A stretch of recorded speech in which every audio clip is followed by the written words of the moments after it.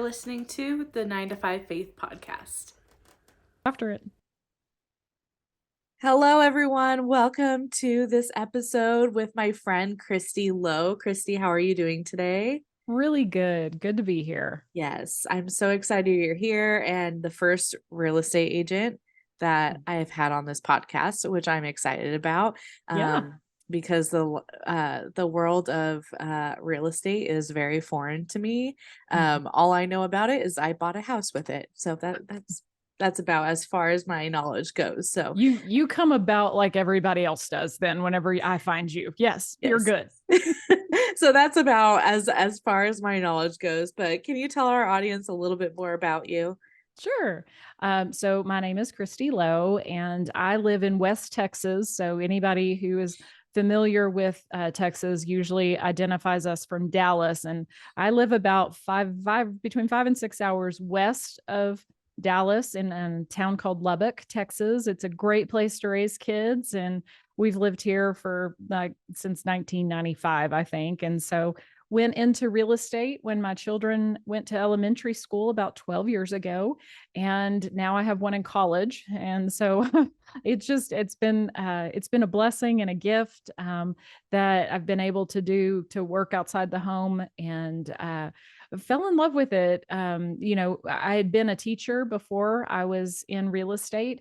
And then whenever my kids went to elementary school, I said, I want to be able to pick my kids up from school. I want to be able to be at all their class parties, and I want to be able to, be a room mom and be on PTA and do all that stuff, but still work outside the home. And so real estate seemed like a good fit. And it started like the way I think a whole bunch of realtors start out, as I kind of like looking at houses. That kind of seems like a fun thing to do. And that's where it began. And then I realized that looking at houses is like this much. It's just a smidge of what you do. It's actually just people. And so I happen to love people too. So it's worked out really well. And where in your faith journey did you kind of fall into all of this? Have you always been a Christian? Were you raised a Christian, or? Yeah, good question. Yeah. So I came to faith when I was actually in like third grade, and I found the Lord at church camp, just a little bitty church camp one summer. And my faith journey actually began from a very early age. But I look back at some of the things that the Lord knew were coming my way, and I know now He knew I needed the covering of the Holy Spirit, and He knew I needed His protection over my life. I just see it such as a gift that I walked out the early days of my life with the covering of Him. And so faith has always been a real important part of my life. And it's always just kind of been, I don't remember not being a Christian, if that makes sense. So, yeah. So from the third grade on, thank goodness I've been walking with Him. Not always great, but, growing and progressing. And so yeah, faith has always been an important part of that for me. Yeah. And I'm talking to a few teachers on here as well. And I'm I'm chomping at the bit to talk to people who are teachers in today's age who are also Christians, because I'm sure I could ask you questions about it and it would be radically different than our conversation if you were teaching now. So yeah, big difference, man. Those teachers deserve combat pay. I mean, seriously, they are such a blessing and a gift. And having had two kiddos in the public schools, I have a daughter that's a freshman in college now, but having a son who is still in high school, I mean, they are the front line for the next generation, and we cannot cover them enough in prayer. I mean, for real, mad props to them. Props. Yeah, exactly. And I think too, just not only the the battles that we're fighting, but also the opportunity that there is to, pour into the kids for the better. So that's why I was kind of like curious of like where the faith kind of was Yeah. sprinkled throughout. And also it probably looks a lot different in Texas. I'm giving into a stereotype here, but probably Okay. looks a lot different in Texas than in some of the other areas of the US. Probably you would be surprised. We're just Texas is a beautiful homogeneous, like there it's a mix of so much beautiful mix of cultures. And we happen to live where I live. We're blessed because we have a wonderful we have Texas Tech University, which just brings in, I mean, people from all walks of life. And so I do get the opportunity, I which is a blessing, to just walk with people of all walks of life. And that to me is just super cool. But yeah, I mean, if you're giving into a stereotype, yeah, we're pretty, it's still Texas. We're Yeah. still pretty conservative. And It's I mean, for it's the a little most more part, but at least expected or accepted in Texas. yes, yes, for We'll sure. go with that. Yeah, for sure. So take us through like what a day in the life of Kristi looks like. The typical day, not not the outskirts of the insanity, but what a typical day. I mean, maybe the outskirts of insanity is your Yeah, typical day, but yeah. Well, real estate is a really interesting job in that you really kind of never know what you're going to get. I mean, some days you kind of have an idea of what you're going to be up to. But my day typically, starts out with working with, whatever, for example, right now, if I've got, two or three listings and I've got two or three buyers, then you're dealing with, everybody from the beginning where they find their house and they're ready to go and we're under contract. And so I'm working with lenders, I'm working with appraisers and inspectors all day. I really mean it. Very little of my time is actually spent looking at houses. And that is such a misnomer in the real estate world, is that people think we look at houses all day long. Well, I might have a week where I'm looking at houses, 3 or 4 days a week. But I've got to help them get from finding the house to actually getting the keys to the house. And that's a whole different process that people right. don't understand until you've walked through it a couple of times. Mhm. So my daily life looks a lot like communicating with people. I talk a lot on the phone. I'm on email and text message all day long.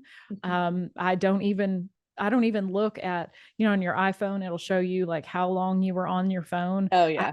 I don't even like, I don't shame myself for that at all. It just Yeah. means that I've been busy and I've had a job. And so I put a gazillion miles on my car running all over town doing things. Today already, I've, just for example, had a board meeting this morning. I'm on the Lubbock Association's board of directors, and we had a meeting about something this morning. And then an hour later, I took clients that are in town to go show them around. And I've had a closing this morning. So then after that, went to the closing, and then, so,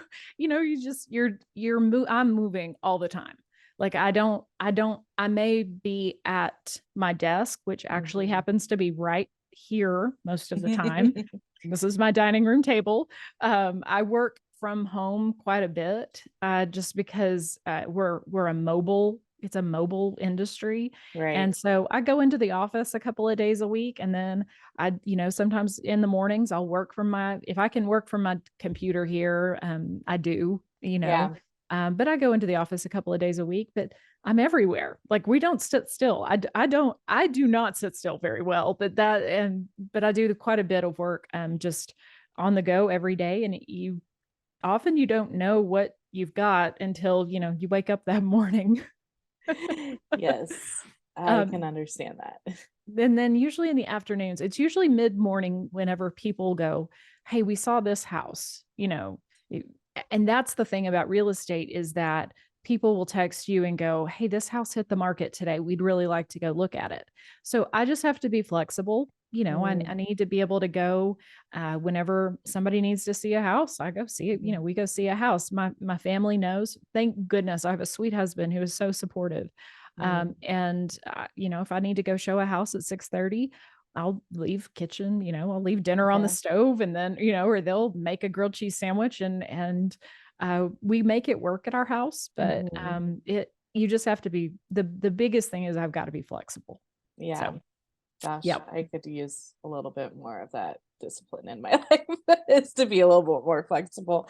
And I mean, correct me if I'm wrong, but I feel like um a lot of your work isn't necessarily done with your coworkers, but it's done with kind of these outside third party, Mhm. your clients, but then also like what you were saying, the lenders and everything like that, which I think throws in kind of a different dynamic when it comes to like being intentional in your relationships with them.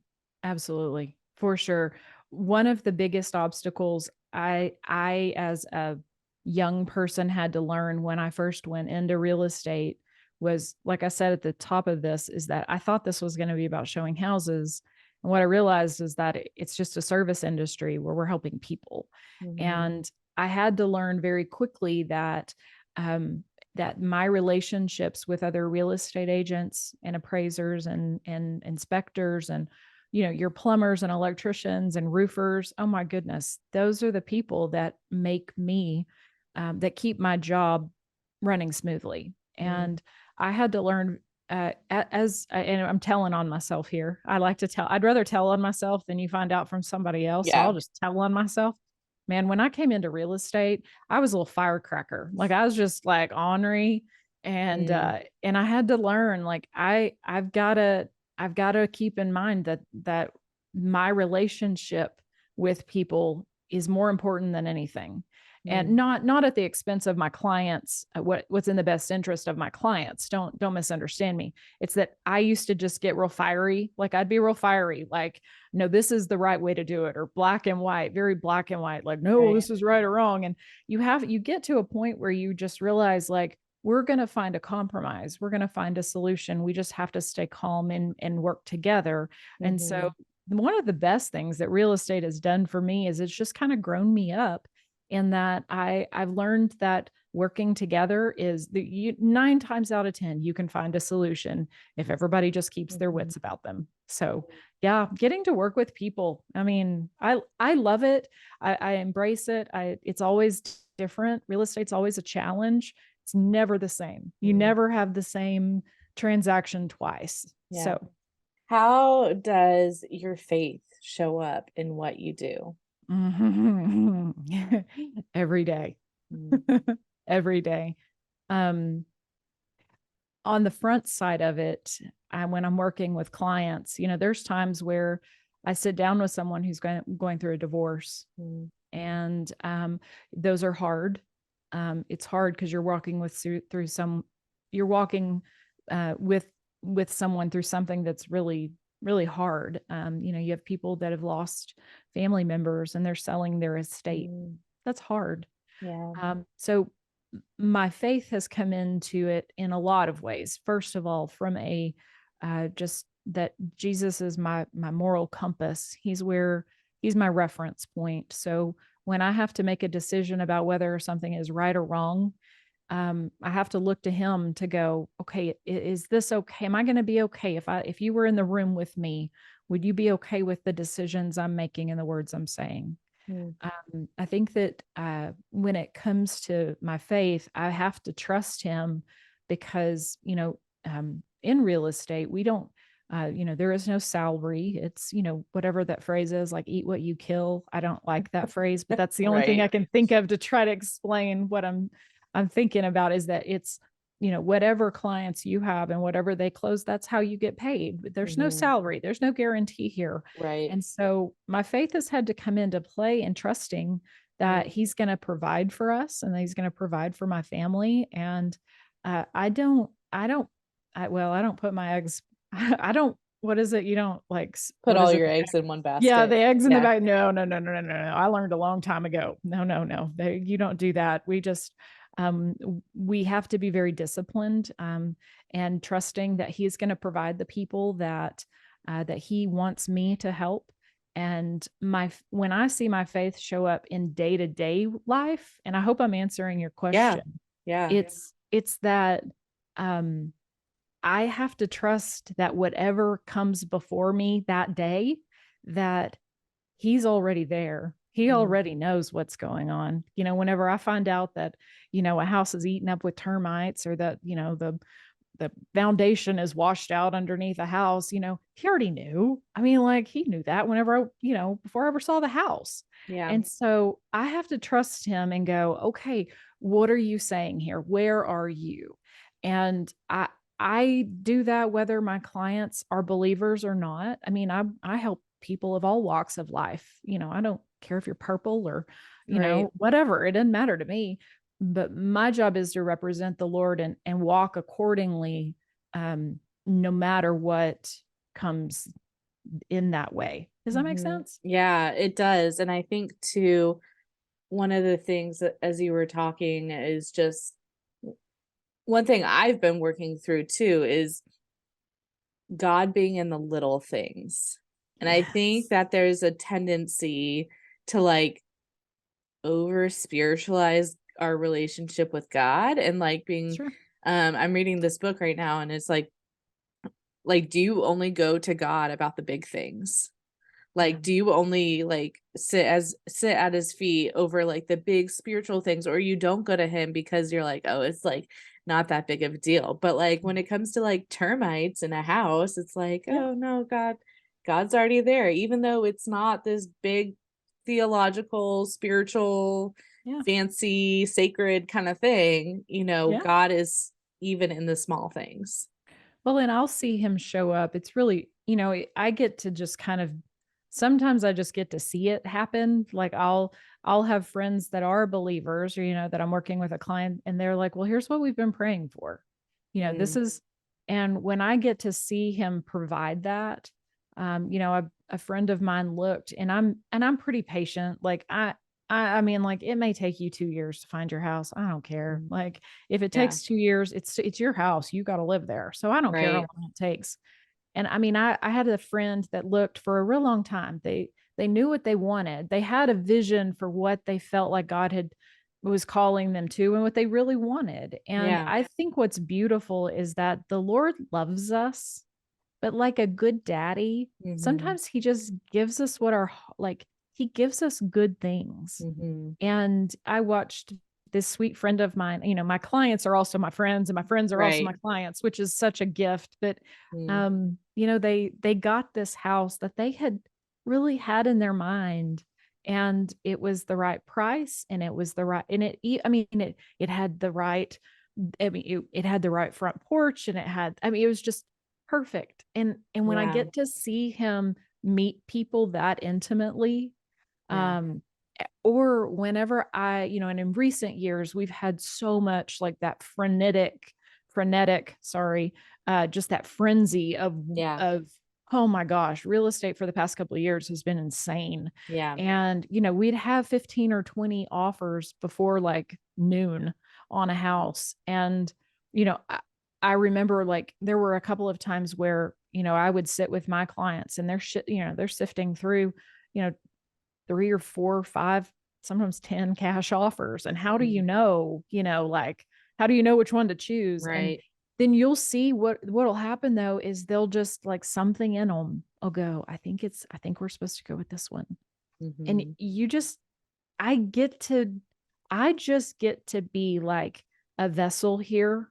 Like, I Hmm. don't see myself as anything other than God just uses me to help bring about things that he needs. Yeah. And so it's really fun getting to watch him show up in like little bitty intimate ways that you're like, Yeah. "Oh my gosh, I never thought that you would show up like that." Yeah. And then he does, but he loves us and he cares about us. So Yeah. why wouldn't he? Yeah. And I think that concept is probably not talked about today because you can like if you push it a little bit too far, you get like prosperity gospel stuff and Yeah, and you I'm go not. down that No. route. But one thing that like you hit on is like God is our father and like Mhm. in this book I was reading What book are you reading, by the way? it's gosh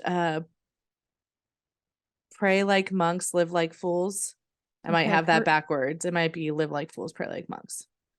Anyways, Okay. So it's all about prayer, and like this book, it's just like giving me some like real nuggets to chew on.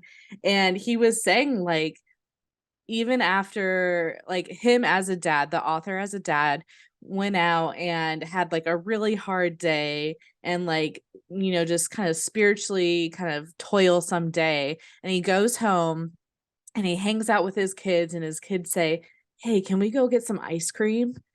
And like what joy it brought him to say yes to go give his kids ice cream. Yeah. And like that is the joy that God wants to delight in Mhm. us when we ask for a wraparound porch with this perfect height. Like, Yeah. like we can go to God with those dreams. And Yep. that's really cool that you get to like observe that every single day. Oh, there's things I get to see. I mean, I will have people tell me things that they're praying about, or it, the happy ones are awesome. Yeah. It's in the ones where it's difficult, or whenever somebody is financially in a situation, like a dire financial Mhm. situation, and where I've seen God show up, um, and down to like the penny on how Mm. much they needed to avoid bankruptcy or to avoid a short sale. It's just he is alive and active, and he is in every aspect of our lives if we allow it, like if we'll look for him. And I'm with Mhm. you. I don't believe in prosperity gospel. I'm not Right. going there with you. What I am Right. saying, I get you. yeah, like he's there. He's so intimately involved in the day-to-day aspects of our lives. And whenever let me just be real. I'll be real clear. There are some agents that I love to work with. Like you'll Mhm. get, like whenever, oh, and after you've done this for, 12 years, you get to know a lot of agents. And there are some agents in town that I just, oh my gosh, it's the joy to work with them. Mm. And then you have agents that you're like, oh, you're kind of hard to work with, Mm. but that's where he gets to show me, I get to bear the fruit of patience, and I get to Yeah. to practice being kind, and those things that he has given the Holy Spirit in me to do. And it shows up on a day-to-day basis whenever we just give him the opportunity and the space to do it. Yeah. I think the relationship and friendship between Mhm. realtors is really interesting to me. Yeah, Um, it's like the thing we don't talk about is that we actually right. have realtor friends. Yeah, I know we do. Yeah. So like we're in the process of selling one of our properties right now. And Uh-huh. when we were going through and like looking at offers, um, our realtor went back to the clients who submitted offers and said like, hey, this is what we're getting back. And I said to my husband, I said, how do they know he's not lying about this? Like, It's because we've worked with them before. right. And I'm just like, how do they know? Like, don't Yes. get me wrong, my realtor is one of my close friends, Uh-huh. and one of my best friend's husband is our realtor, and they're a joy and very trustworthy to work with. But just like that like little devil's advocate in my brain was like, but like what if they're lying? Like how do Like, you yeah. And I mean, that was when I said earlier that I had to learn, like, relationships are important. It's that I'm going to work with you again. Like Mm. we're going, and I think someone who is either in sales or in any kind of an environment, well, I mean, we have to work with people all the time, and in whatever you're called to work in. Mhm. Mine is real estate, and I'm going to work with that agent again. Like I'm going to work, and I hope I'm going to work with this client again. Like I hope that Right. I don't work with you just once. I want to work with you again, but I want you to work with me. And Mhm. so it's not that I don't do my job and that I don't advocate for my clients. It's that at the end of the day, I need you to know that I'm a trustworthy person, Mhm. and that just like your real estate agent probably did, Yep. is they know each other. And like I know that, Sherry is a godly woman. I know where she goes to church. We get to know other agents. Mhm. And that has been probably in the past 3 to 5 years. I've had the joy of getting to know some of other agents in my world. And they have come to be some of my dearest friends because they are the only people who truly understand what I deal with on a daily basis. Right. And as realtors, we don't typically talk to our clients, or we shouldn't probably, about like the stresses of our world. Right. And we need realtor friends. Like, you need teacher friends if you're a teacher. You need firefighter friends if you're a firefighter. You Right. need somebody who truly understands the in and outs. Mm, Well, I have dear real estate friends that I can call and go, and go, what do you think? Like, how would you do this? yeah. And having those people, especially godly ones, and I'm fortunate. I have an office, man. I tell you what, like, I'm lucky. I know Mm, I'm lucky. Where I work, I've got incredible people of faith in my office alongside me that I can reach mm, out to and go, okay, how would you go about doing this? yeah. Because even if you've been doing it for a while, I mean, I've been doing it for 12 years, but there's still things you run into that you're like, whoa, I haven't seen that in a long time. Yeah. So, you need friends, you need Yeah. people. You need a community, and not only Hmm. for like community for community's sake, but also like I'm sure, ethical and moral Oh, questions and oh, hiccups. And yes, my yes, husband's a lawyer, and luckily there's the bar has a legal hotline, yes, we do too. like an Uh-huh. ethics hotline. Ooh, Yep, tell me yep, we do. more. Yeah, we do. Yeah, we do. You're like, "Ooh, double click on that." My Yes. realtor friend, she says, "Ooh, I want to double click on that." That's my new favorite thing. I'm like, "Ooh, let's double click." Double Yeah, click. we do. Yeah. We have a hotline we can call, Mm, just like y'all do. I mean, your husband does too. I mean, yeah. like, sometimes you've got to call and go, I don't know what's right here." Yeah. I mean, like, and it gets where we see things, and this is what's really, really hard is where, um, if my moral, ethical, um, like what I believe is right and wrong, and my clients, isn't the Mm, same, mhm. um, I would say like that's been probably when I was thinking about this. I'm going to back up for a second. I Yeah. was thinking about talking to you today. One of the things I thought about was that some of the hardest transactions I've had to deal with were people that, that phrase equally yoked. Right. We talk about that in marriage, but in relationships in general, especially in something like this that's transactional and there's ethics and morals tied to it, Right. people lie all the time Yeah. or they stretch the truth. And I've come to the place where I have to be okay with if somebody is not a right fit for me as a Mm, like if I'm if let me just say it this way, if they are horrible, scummy people, I don't want to work with them.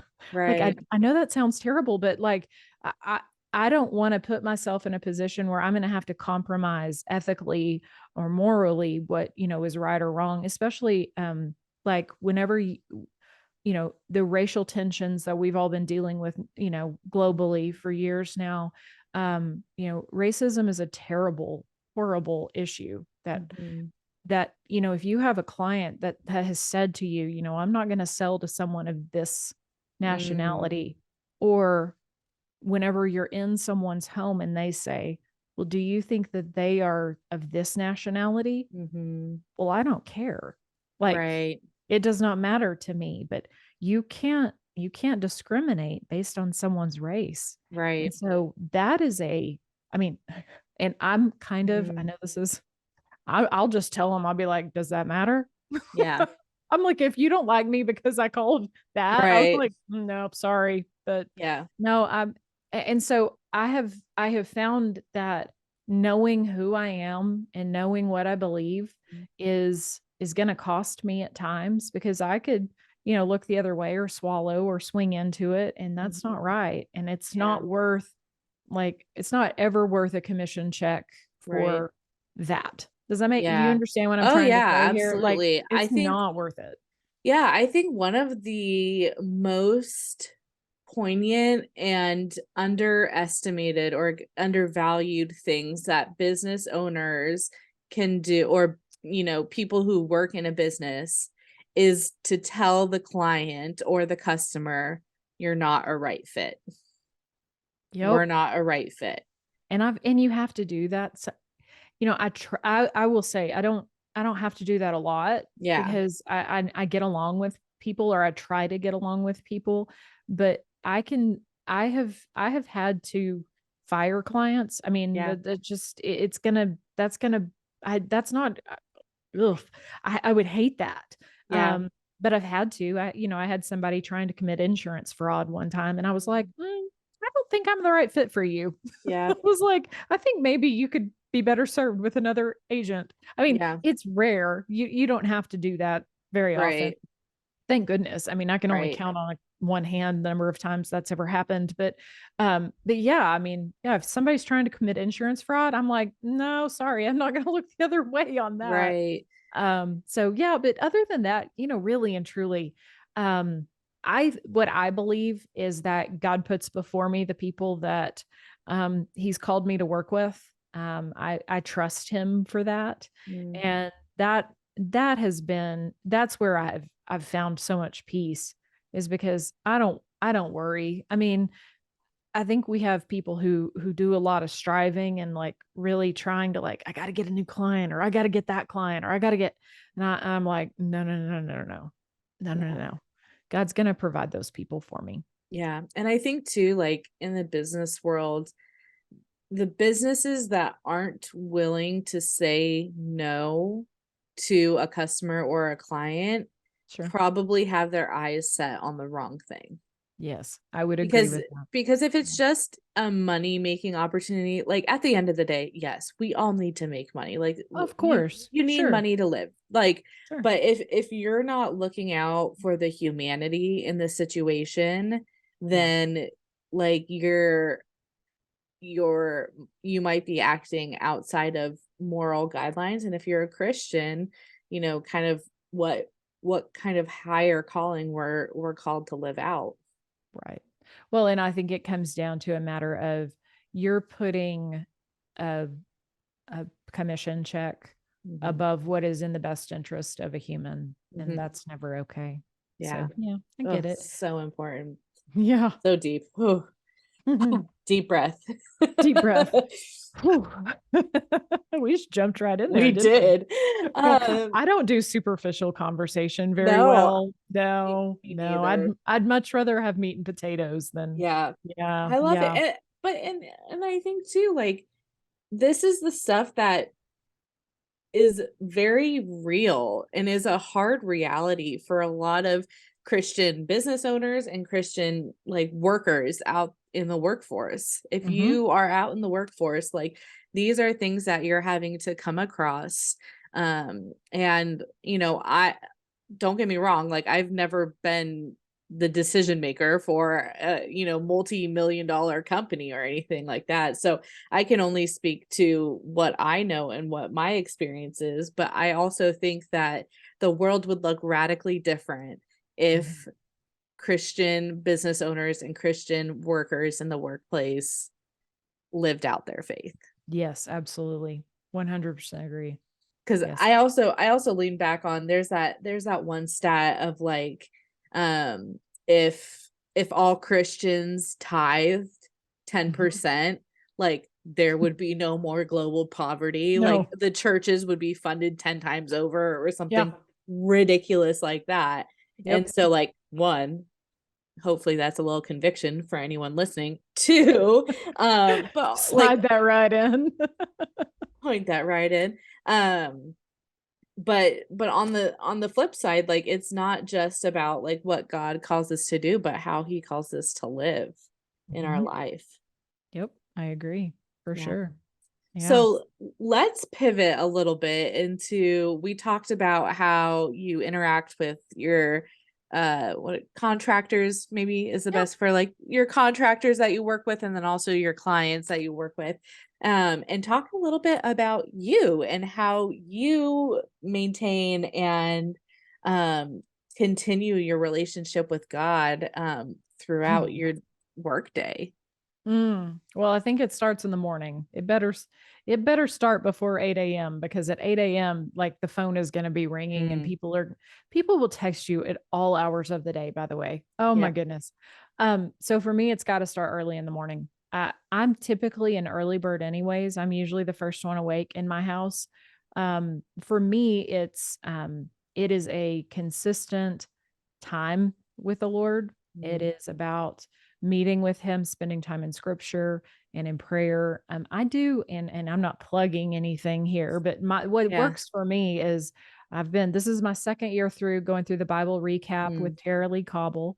Love And her. I know she's great, man. And I love it because I'm growing in knowledge Hmm. of the Bible, but then I see God so like in such different, we were in Numbers this morning or Hmm. finishing up Numbers. Yeah. And, I was reading something about Moses this morning and I was like, oh, I know what it was. It was talking about that, people who like, if you accidentally murder someone, this is totally off real estate subject. No, go for it. But like, if you accidentally murdered someone, that they had set up these like refuge cities so that Mm. like that whoever accidentally got killed, that his family couldn't come kill you, Mm. like and so like there was something about that, and I thought that, oh wow, that's how the Lord provided for those people, that they weren't shamed or or put to Mm. death, but that the Lord just provided a refuge for those people. Because I can't imagine, like, can you imagine? I can't imagine someone who has inadvertently killed someone, like that, Yeah. what you would have to live with. And then I thought about like that they would have a place to go and that God Mm. provided that. And so like in my quiet times, my whole thing is I want to keep learning. Like Mhm. it's not about the learning knowledge, not, but it's about how am I seeing you show up, Lord, in just those little ways? And because the more I see him show up in little ways in the Bible, the more I see him show up in little ways in my life. And so in the mornings when I start out my day that way, it's got to start out that way. Otherwise, I'm worthless. I can't be trusted with my words, as we say Mhm. at our house. There comes a point in the day where it's like, whoa, I can't be trusted with my words. Um, I like that. but then, so mine's definitely a morning thing. But then throughout the day, I'm a podcast listener. I'm a Mhm. podcaster. So I spend my days continuing. I listen to music. Music is on in my house Mm. most of the time. I listen to music, and so I just have a praise and worship list that I've curated over the years. And my daughter loves music like I do, and she'll text me and go, "Oh, mom, here's a new one. You need this." And so I add it to my rotation. And so music is for me worship, time of worship. I don't think you worship just on Sunday mornings Right. in a pew. I think worship happens anytime we surrender and we give God glory. And a lot of times that happens in my kitchen. That Right. happens whenever I sing a little louder than my family likes, and that I just give him praise and glory. But yeah, it's just a daily. I think for me it's gotta be, man, I can't go very long. I gotta keep him pretty front and center. Otherwise I will stray way too fast. Mm. So yeah, it's about Yeah. staying there. Hmm. Yeah. And how do you kind of balance, and I use that word really loosely because I had a gal say, like, you don't balance anything, you just find harmony. And I was like, oh, I kind of like that. So, but how do you incorporate, business, faith, family, and Miss Podcaster, your new Yeah. podcast? Yeah. Like, how do you kind of maintain some kind of equilibrium with all of those things if you can? How do I maintain balance? I've recently, sometimes I think God will just kind of give you a word to chew on for a little bit. Hmm. And here in a couple of weeks, I don't know when you're going to publish this one, but here in a couple of weeks, I'm speaking to a group about rest. Hmm. Okay. And so God and I have been spending quite a bit of time talking about rest. And one of the things that he has shown me is that rest begins well before we ever need it. And rest is about putting first things first. And we are not going to rest and we're not going to have harmony, balance, whatever word you want to call it, if we're not putting first things first. And that's not just about having a quiet time in the morning. I mean, that's important, but it's about what are the what are my what are my priorities. And when that gets out of whack, Mm. you're not going to have balance and harmony if your priorities aren't ordered. And Mhm. so for me, it's about making sure that I'm not being drugged by the whims of somebody without knowing what the rest of my world, there's a lot on my plate. All Right. right. There's a lot on everybody's plate. I'm not the only Right. person with a lot on their plate. But it's about having my priorities in such an order that I know what am I going to respond to first. Mm, Text messages don't get responded to before I've had my quiet time. mm. I don't, I gotta have, I try, this is just what works at our house. I try to not start working until after my family leaves for the day. So I still have my husband and my son at the house, my daughter's in the dorms. And I try to not start working until after they're out so that I can at least look them in the eyeballs once, lock eyeballs. Because I could work 24/7. Yeah. Like I really could. And sometimes you have to. I mean, sometimes there are Right. days where it's really, really wild. But I think it's about having, for me, it's about that's a boundary. Like I try Mm. to wait till they're out the door. Okay. But then I also try to make sure that at the end of the day, I stop working. Now I say this last night I had to work after after dinner. And I try really hard though to, if it's not, somebody's house flooding, it Right. can wait, that email can wait until tomorrow morning. Right. And learning how to have a boundary Mhm. of knowing when it's time to cut it off for the day. Cause I mean, let's just be real. I really need to watch some March Madness. Yeah. Okay. And so basketball in the evenings right now, well, it's fixing to be during the daytime too, but like conference championships and basketball, I want to watch basketball with my family. That's what we like to Mhm. do. And so it's about having a boundary of knowing like, okay, I'm cutting off tonight. Like you gotta have a cut. Boundaries are crazy important in this business. Yeah. Otherwise you're going to be working incessantly. You'll never stop and you Yeah. have to stop. You have to. Yeah. For sure.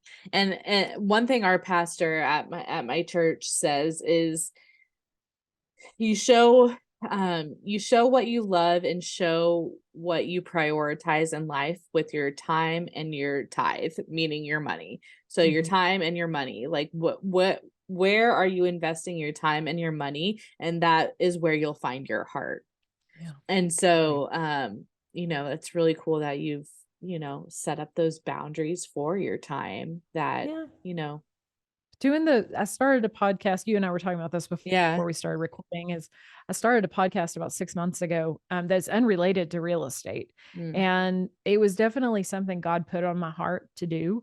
And it's just sometimes I think we talk a lot in our house about knowing what the Lord has assigned us to do mhm. and knowing the assignments he's given us, but being open to receive whatever it is that he's calling us to do next. Mhm. And this was definitely something he prompted me to do.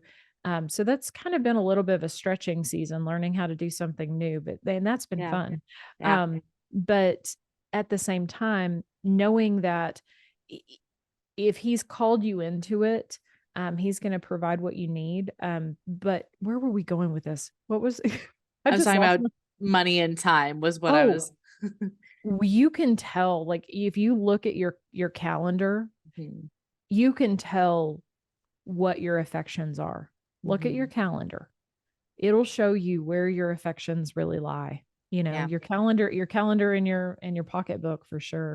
And Yeah. your pastor's a smart dude. He likes to call those throat punches, and it's just Yeah. like the truth at the right time and the said in the right way is the good throat punch. But yeah, I have my schedule sitting on my desk. I like having a physical schedule in addition to my work one because my brain, I have way too many calendars, but I have this schedule and I like it because it has a time slot. I know some people like don't like the calendars that have the time slot. I Mhm. used to be one of those people, and then I don't want to say grew up, but like I became like an adult and I'm like, okay, like I actually see the value in this. Uh-huh. And now I try to fill every slot of my day. Okay. Not to always be busy, but to account for everything I want to account for that day. Mhm. So I once sent my friend a screenshot of like my to-do list, and I was like, "Oh, hey, like you're on the top of my to-do list," but also like at the bottom it was like take a shower, wash your hair. Like I was like, "Please don't judge me. I have, take a shower on my to-do list That's just so I okay. make sure to account for time for that, Okay, because but otherwise I that's wouldn't." so yes. No, we're terrible at not putting in our on our calendar what we actually want to do. And that's what I was talking about a minute ago, where I was like, I could work 24/7. It doesn't mean it's going to be productive stuff, because unless you're putting on your calendar things that actually matter and like move the needle, you're going to spin your wheels, or you're just going to exhaust yourself. And so, but that's why you've got to have in, even if you're penciling in like March Madness with the hubs. I mean, like, Right. I'm fine with that. 8 to 10 p.m. Boom. I mean, the other is I think that I work in an inconsistent environment. I don't have an 8 to 5. I don't have a 9 to 5, Right. like, but I can tell you that I've learned over the years that I have seasons that are slower and seasons that are busier. So Mhm. my calendar may look a little different than yours. If you have a 9 to 5, Right. my calendar in between, end of February, beginning of March until, July, August. I mean, don't ask me to clean out a closet then. Okay. Yeah. But, from September, October, I get some weekends where it's like, oh, Mhm. hey, look, this is what people do on Saturdays whenever they don't have to go show Right. houses. I mean, like, look Yeah. at me in my yoga pants and messy bun. I mean, like, that's the great thing, is that I've learned that I've got to give myself grace. And if there is anyone else in real estate listening to this, you're going to have to give yourself grace during these seasons when it is crazy busy. You're going to have to know, like, my sweet, and I really mean it. My husband is like crazy supportive of me. Mhm. And, he knows, like, from March until July, whenever it's crazy, like, I may work all weekend. Yeah. I mean, I may have to show houses, and I may have to hold an open house, or I may have to, weekends tend to be pretty nutty, especially, I mean, that's when people are moving and they're active. It's like they Right. get outside and they're like, hey, maybe we should move. I swear there is a phenomenon. Do y'all want to know the phenomenon? Here it I is. You do. ready? Here's the trade secret. This is it. It's the second weekend that it is warm outside. Mm. Okay. The first weekend it's warm outside, everybody's just happy that it's warm. Now, this might just be West Texas. I don't know. But that second weekend, when it's warm outside, I it is like phenomenon. My phone rings like that Monday. It's like, hey, I think we're gonna sell our house. Hey, I think we're gonna buy a house. I swear, That's it's so the funny. funniest thing. So, like, right now, like, I got houses popping up all over the place because it's starting to get warm. Yeah. It's like, oh, See, oh, that's like springtime in Arizona huh? when all we call them snowbirds, Yes. and it's all the snowbirds who come down from Canada, Uh-huh. Idaho, Minnesota, Michigan. Y'all, I could put together the United States of America with all the license plates I saw out here. But like because we have spring training out here. Yes. And then we Now, where do also you live? Do you live in what part of Arizona? like Phoenix Metro. Okay, we have family on the west side of Phoenix, Gotcha. like Yeah. as Arozo, or Arzo. I can't pronounce it. Arzo. I, Do you know what I'm talking I about? don't. Arrozo. Okay. I think I do. It's like Uh-huh. ARROZ. Uh-huh. Yeah. That. I don't know how to Yeah. pronounce it. Yeah, there. That's where Okay. we got cut. Hey, cuz. There you go. Okay. But like springtime in Phoenix is Yeah. always like super, super lovely out. And I Hmm. even stepped outside today. I was like, ooh, I feel Ooh. summer in the air. Like summer is just starting to like Mhm. slowly creep in. But like when summer hits, and then it's like actually our quiet time. But like when Yes. spring hits, people are like, oh, it's so nice here. I'm like, just you wait, just you Wait till wait. your shoes melt in July. Yo, that actually happens. Like, Uh-huh. I remember we were broken down on the side of the road Oh, one year in the summer. It was the hottest day of the year on record. of And course it it was was. it was like 121. Like it was ridiculously hot out. And my husband's car broke down and we were standing in a parking lot and I was wearing just some sandals and I feel the heat from the ground coming through my sandals and I just like kept picking up my feet. I was like, please don't melt my shoes. Like that is like the last thing that I need right now is my shoes to be stuck to the parking lot on the hottest day of the year. Yeah, that'd be Not great. okay. That's fine. Texas isn't a bad place to live. I'm just saying, if anybody, if you need to move here, I know a really good real Noted. estate agent. Noted. Noted. Shameless, Kristi shameless Lowe, plug. everyone. Well, what I was gonna say about kind of the seasonality, I think it's just like also stepping up into that awareness Mhm. of like being able to communicate that to your people around you. If if you're married, communicating that to your spouse. If you're single, communicating that to like your community or your friends who are there supporting you. Mhm. Like, hey, I might be a little MIA like Yep. right now. Like personally, January, February, March are all insane for me. And so I told all my friends, like, hey, I'm not gonna like have a ton of time to talk to Yep. you. Yep. But then like for work, October, November, December are really busy for me. And so I'm just like, hey, like might be a little wacko those months. I might not be super busy, but I might be like a little busy up Mhm. here instead. So Yeah. just having that awareness and being able to Yeah. communicate that to like your people, I think that's like huge. Well, it's taken some time. I mean, you just being in real estate where you don't ever know, like, am I going to have one closing this week, or am I gonna, or this month, or am I going to have like, you know, four? You just Yeah. don't know. Um, so that kind of that's kind of a roller coaster that new agents I've found. Really, it takes them a long time to figure out like what that you got to get off that roller coaster, because you can't. I mean, if you're just riding on it trying to like waiting for like, oh my gosh, I've got to have another closing, I gotta, it's like Hmm. an adrenaline, or like they're like Right. a drug junkie or something, like, I need a hit, man. I'm Right. like, no, you just uh getting used to the irregularity of real estate, Mhm. getting used to that you're going to have, four clients one month, and then you might not have a closing for a month or two. I mean, I'm blessed in that I've been doing this long enough. I have a consistent work life. Right. I would say I work consistently. I have some seasons that are busier than others.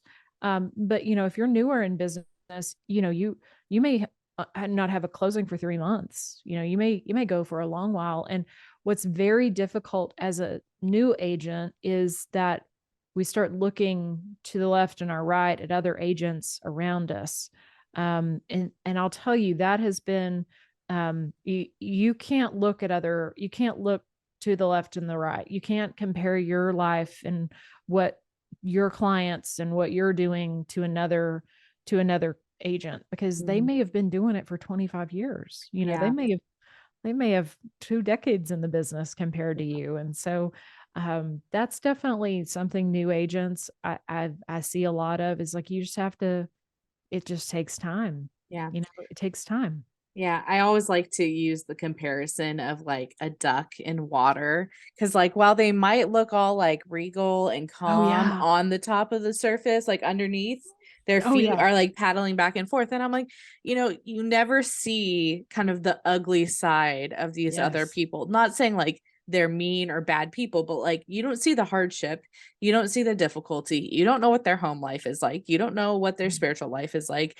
The rest of that could be in turmoil because their feet are under the water, but on the top, they're all calm and cool and Yeah. love that. Well, and here's the thing. You want me to tell you the other secret? Yes, I do. Okay, so I'm all about the secrets today, man. I'm sorry, real Spilling the estate agents. beans. I'm spilling the beans today. The other thing is that, there's always going to be a top agent in town. There's going to be somebody who's number one, and they're like, I was number one. I have absolutely no desire to be number one. Mm, It's not that I don't want to be excellent and do my job with excellence. It's that I know what it's going to come at a cost. hmm And if you want to be number one, go for it, man. You can have my spot. I don't, Yeah. I have zero desire Mhm. because it's going to require um more than I want to give. And if we want to go back, certainly we're going to circle back on this. Talked about rest and we talked about boundaries and we talked about having first things first and priorities. And I have learned I have a bandwidth. You Yeah. have a bandwidth. There's only so much we have that we can give. And I can't be the number one agent and be Mm. a good wife and be there for and be present. Present. There's a difference. I could be Mhm. home and not Right. be present. Yeah. And it's not worth that to me Mm. because it's going to come at a cost. It's going to come at the cost of being able to be with my family, be with Yeah. and serve on Sunday mornings, or you know, do like I just got back from a mission trip. I can't go do that stuff if Right. that's my goal. So is there anything wrong with being the number one agent in town? Absolutely not. There's not one thing wrong with that. Right.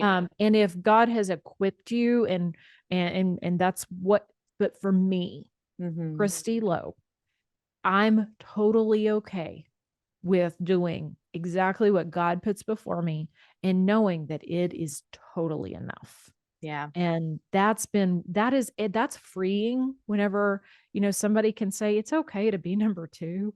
It's okay. You don't have, I mean, Yeah. does that make sense? Yeah. You Yeah, don't and have to be number one. I think too, like we live in a society where a lot of people attach their identity to a lot of different things. And especially Mhm. in the Sure. I work in a heavily corporate company. Um, and a lot of people attach their identity to what they do and like Mhm. how high they can rank. And for me, the things that I do are either pragmatic, meaning put food on the table, provide for Yep. my family, or it's doing something because God called me into it, i.e., Yes. this podcast. Do I have Yes. time to do this podcast? Arguably, no, but I'm doing it because that is what I feel like God has called me to step into. Yes.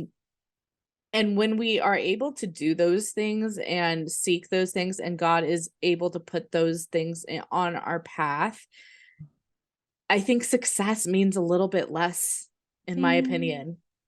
It's where your focus is. Yeah. What is your definition of success? Yeah. And mine is not being the number one agent. Right. My definition is, did I serve the people that God put in front of me Mm. with excellence, with integrity? Did I do the very best I could for them whoever, whether God puts 10 people in front of me this year or 40, Mm. like whatever that number is, did I serve them well? And if I did, that's my definition of success. Mm. Did I keep, because whenever I think it's a matter of what our focus is, like whenever and I keep putting my hands all over, sorry, Oh, sis. Are you you're doing good. this on YouTube too? Because, Yeah, this will be on the yeah, YouTube, so if you wanna see the hand that's fine. gestures, just go Okay. there. I talk with my hands, y'all. I I do talk with too. my, and I say y'all a lot. Sorry. But it's a matter of what your focus is. It is truly a matter of what am I focusing on? Mm. And whenever we put Jesus between us and whoever we're serving, that's going to change the way we view success. Did Yeah. we serve them the way he had called us to serve them? And if I did that, then I won, man. Oh, I love that. I wish, Yeah. like, we could just, like, mic drop and end there. But I have one more question for you, Okay. and What's it's my one more? favorite question, which is, what is one thing our audience, our listeners out there can implement into their life that's a faith-building practice or discipline to help them move that one step closer to God? Okay. I'm going to make this specific for people who are probably in more of a sales industry. Yeah, Okay. let's have it. Um, and that is that mm, I'm pausing here for a moment because we've kind of talked a little bit about it.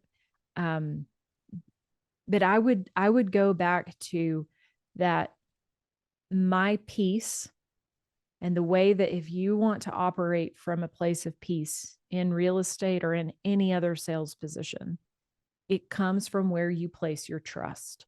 Mm. And if you trust him to provide, I have on my screen on my phone Psalm 118. It says, hang on just a second, because I have it right here. It says, I changed it. It says, she confidently trusts the Lord to take care of her. And that is Psalm 112:7. Sorry, it was Psalm 112:7.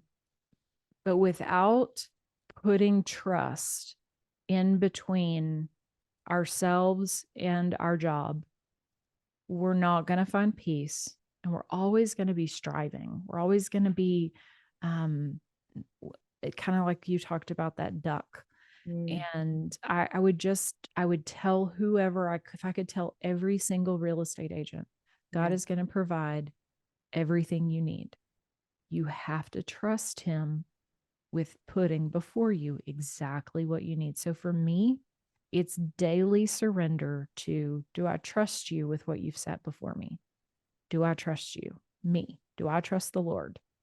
And that has become the practice that has changed the way I walk, and that has made it where I can walk through seasons where maybe I only have one client instead of, my friend who has 13 or whatever. It's trust. It is every day. Whenever you get in a frenzy about whether or not, you're doing enough or you have enough or whatever your enough is, that makes me all anxious inside. It's about, do I trust that he's got it? And for me, I do. Yeah. So. Oh, I love that, Kristi. Thank you so much for joining us. Now, where can people find you if they want to buy a house in West Texas or they want to listen to your podcast? Where can people find They you? want to find my podcast is actually about, I tell stories of people's faith. And I just kept seeing everybody's faith show up over the years working with so many clients. And so I started telling stories of faith on my podcast, and it's called the Even If Podcast. And you can find that on Apple. You can find it on Spotify or evenifpodcast.com.